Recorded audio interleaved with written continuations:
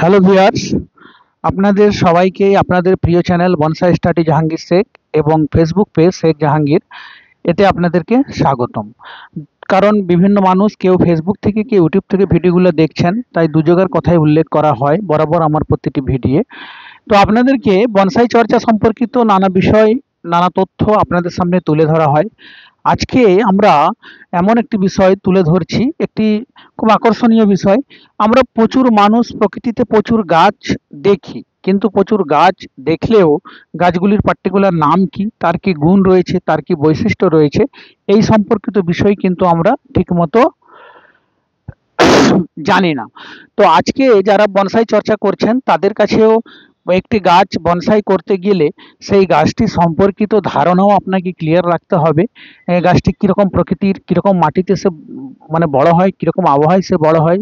তো এবং প্রচুর সাধারণ মানুষ রয়েছে যারা গাছ সম্পর্কিত জানতে খুব কৌতূহলী, তাদের উদ্দেশ্যেই আজকের ভিডিও। আজকের ভিডিওটা মূলত এমন একটি গাছ সম্পর্কিত আলোচনা, যে গাছটির হয়তো অনেকে নামই শুনেন না, বা অনেকে নাম শুনলেও এই গাছটির কিছুই বৈশিষ্ট্য সম্পর্কিত অনেকের ধারণাই ক্লিয়ার নয়। তো তাদের উদ্দেশ্যেই আজকের এই ভিডিও। আপনারা দেখছেন আমার কাছে যে গাছটি রয়েছে, এটি হলো একটি আফ্রিকান বাওবাব এবং এর বৈজ্ঞানিক সম্মত নাম হলো অ্যাডানসোনিয়া। এই গাছটির নানা বৈশিষ্ট্য রয়েছে। নানা বৈশিষ্ট্যের মধ্যে কি কি বৈশিষ্ট্য রয়েছে আপনাদের সামনে তুলে ধরা হচ্ছে। যেহেতু ভিডিওটা খুব বেশি বড় করা যাবে না, ছোট্টর মধ্যেই রাখতে হবে, সমস্ত তথ্যগুলি খুব ক্ষুদ্র আকারে আপনাদের সামনে বলছি। যে এই গাছটি প্রায় 5,000 বছর পর্যন্ত বাঁচে। অর্থাৎ আমার কাছে এই গাছটি যে রয়েছে, যদি এটিকে ঠিকঠাক ট্রিটমেন্ট করা যায়, 5,000 বছর, মানে ভাবুন, আমরা কেউই 5,000 বছর পর্যন্ত বাঁচবো না এই পৃথিবীতে, কিন্তু আমার পর কত প্রজন্ম এই গাছটিকে টিকিয়ে রাখতে পারবে, সেটি একটি চ্যালেঞ্জের ব্যাপার। আমি যাওয়ার পর যে আমার পরিবারের কেউ গাছ সম্পর্কিত তথ্য বা গাছ সম্পর্কিত আলোচনা করবে, তার কোনো মানে নেই। তো এই গাছগুলি সাধারণত প্রকৃতিতে 5,000 বছর পর্যন্ত বাঁচে এবং এটি 2 থেকে 10 মিটার চওড়া ট্রাঙ্ক সহ প্রায় 25 থেকে 30 মিটার উচ্চতা বিশিষ্ট হয়। এবং এই গাছের ফুল এবং ফল আসতে গাছ যখন থেকে জন্ম নেয় তখন থেকে প্রায় 25 থেকে 30 বছর লেগে যায়।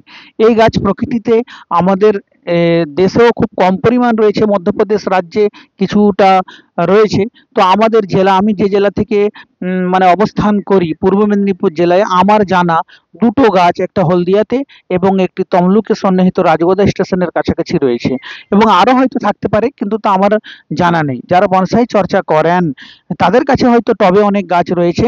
তো এটি সেই রকমই একটি গাছ। আমি এই গাছটি হলদিয়া থেকে সংগ্রহ করেছি। হলদিয়া থেকে মানে এই গাছের যে গাছের ফল হয়, সেই ফল থেকেই বীজ সংগ্রহ করে সেখান থেকে চারা আমার এক বন্ধু, তিনি হলদিয়া থেকে আমাকে এই গাছটি সাপ্লাই দিয়েছিলেন, এবং এই গাছটি আমার কাছে প্রায় এই এই দুর্গাপুজো এলে 3 বছর এর বয়স সম্পূর্ণ হবে আমার কাছে। তার আগে 2-3 মাস আগে চারা তৈরি করা হয়েছিল। তো এই গাছটির যে বৈশিষ্ট্যগুলো আপনাদেরকে একটু একটু করে তুলে ধরা হচ্ছে। বিশেষত আফ্রিকা এবং আরব এবং অস্ট্রেলিয়ার মরুভূমি অঞ্চলে এই গাছের বিস্তার, এবং এটি একটি পর্ণমোচী উদ্ভিদ। এই গাছের পাতা শীতকালে সম্পূর্ণ পড়ে যায়, একটিও শীতকালে পাতা থাকে না। এবং এই গাছ শুষ্ক মরুভূমি অঞ্চলে এবং শুষ্ক মৃত্তিকা এবং অম্লযুক্ত মৃত্তিকাতে এর বৃদ্ধি খুব ভালো হয়। এবং এই গাছে প্রচুর কম পরিমাণ জল লাগে এর গোড়ায়, এবং এরা বর্ষাকালে, এদের এই যে ট্রাঙ্ক দেখছেন, এই ট্রাঙ্কে এরা বর্ষাকালে প্রচুর পরিমাণ জল সংগ্রহ করে রাখে।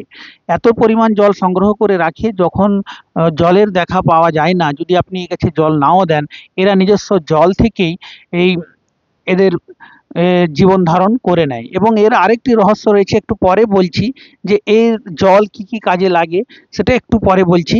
তো এই ধরনের নানা অজানা তথ্য আপনাদের সামনে তুলে ধরা হচ্ছে। এটি একটি রসালো গাছ, এবং এটি এর কাণ্ড যখন মানে এর এর এর এই যে কাণ্ড দেখছেন, এতটাই চওড়া হয়, মানে বিশেষ করে আফ্রিকান অঞ্চলে এর কাণ্ডের ভিতরে রেস্টুরেন্ট, এর কাণ্ডের ভিতরে কারাগার, এর কাণ্ডের ভিতরে শস্যাগার, এই রকম হিসাবেও ব্যবহার করা হয়।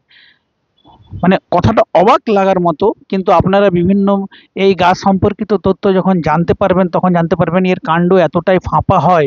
এর কাণ্ডের মধ্য দিয়ে রাস্তা পর্যন্ত করা হয়েছে, এর কাণ্ডের ভিতরে রেস্টুরেন্ট করা হয়েছে, এই গাছের কাণ্ডের ভিতরে শস্যাগার করা হয়েছে, এই গাছের কাণ্ডের ভিতরে কারাগার করা হয়েছে, এই গাছের কাণ্ডের ভিতরে একসঙ্গে প্রায় 40 জন মানুষ বসবাস করতে পারেন। তো এতটাই বৈশিষ্ট্যযুক্ত এই গাছ। এবং এই গাছের আরেকটা মজার ব্যাপার হলো যে এই গাছের কাণ্ড এত পরিমাণ জল সংগ্রহ করে রাখে, প্রচুর পরিমাণ জল সংগ্রহ করে রাখে। বিশেষ করে এরা বর্ষাকালের দিকেই জলটা প্রচুর পরিমাণ সংগ্রহ করে রাখে, এবং এই এত পরিমাণ জল থাকে যে এই জল মানুষ, আফ্রিকান অঞ্চলের মানুষ পানীয় হিসাবে, আফ্রিকার অঞ্চলের মানুষ গৃহস্থলীর কাজে, আফ্রিকান অঞ্চলের মানুষ ধোয়া কাচার কাজে এই গাছের জলকে ব্যবহার করে। তাহলে ভাবুন এটি কতটা জীবন বৃক্ষ আফ্রিকান মানুষদের ক্ষেত্রে। তো এইরকমই একটি বিরল গাছ আমার কাছেও সংগৃহীত রয়েছেন। যারা টবে এই গাছ করবেন, আপনাদের কাছে আমার অনুরোধ, আপনারা কম পরিমাণ জল দিবেন, প্রয়োজনের বেশি জল কোনোদিনই দিবেন না যতক্ষণ না জল শুকনো হয়। এই গাছে যদি আপনি 15 দিন, 20 দিন, 1 মাসও জল না দেন, এ গাছের কিন্তু মৃত্যু হবে না এবং সমস্ত পাতা ঝরে যাবে। রিপোর্টিংয়ের ক্ষেত্রে এই গাছের সবথেকে উপযুক্ত সময় হলো মার্চ সবথেকে উপযুক্ত সময়, এবং এর কাণ্ড বিশাল আকার ধারণ করে। এবং আমার কাছে এই এই 3 বছরের মধ্যে কাণ্ডটি কীরকম স্ট্রাকচার হয়েছে আপনারা আশা করি বুঝতে পেরেছেন। তাহলে এটিই ছিল আজকের ছোট্ট ভিডিও, বাওবাব, আফ্রিকান বাওবাব সম্পর্কিত ছোট্ট ভিডিও। এই ধরনের গাছের পরিচিতি, বনসাইয়ের নানা ধরনের কথা আপনাদের সামনে নানা সময় তুলে ধরা হয়। ভিডিওটি ভালো লাগলে অবশ্যই আপনারা লাইক, কমেন্ট এবং আপনাদের মতামত জানাবেন। এবং এই ধরনের আরও ভিডিও পেতে ভিডিওটি অবশ্যই আপনারা লাইক, কমেন্ট করে রাখবেন, তাহলে এই ধরনের ভিডিও নোটিফিকেশান আপনাদের সামনে প্রথম যাবে। সবাইকেই আবার পুনরায় শ্রদ্ধা এবং স্নেহ, ছোটদের স্নেহ জানিয়ে আজকের ক্ষুদ্র ভিডিও এইখানেই শেষ করলাম। ধন্যবাদ, আপনারা ভালো থাকবেন। আপনাদের সঙ্গে পরের কোনো ভিডিওতে আবার হয়তো দেখা হবে। ধন্যবাদ, সবাই ভালো থাকুন।